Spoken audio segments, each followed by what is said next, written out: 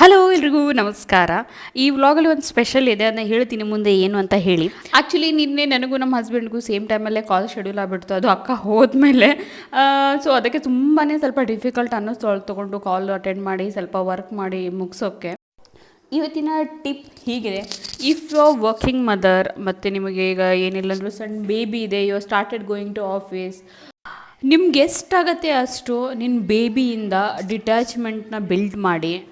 ಹೌದು, ನನಗೆ ಗೊತ್ತು ಇದು ತುಂಬಾ ಹಾರ್ಡ್ ಅಂತ, ಬಟ್ ಇದೇನು ಆಪ್ಷನ್ ಇಲ್ಲ. ಯಾಕಂದರೆ ಆ್ಯಸ್ ಅ ವರ್ಕಿಂಗ್ ಮದರು ನಮಗೀಗ ಸ್ಟೆಪ್ ಔಟ್ ಆಗಬೇಕು ಹೊರಗಡೆ ಅಂದರೆ ನಾವು ನಮ್ಮನ್ನು ಆ ಥರ ಪ್ರಿಪೇರ್ ಮಾಡಬೇಕು.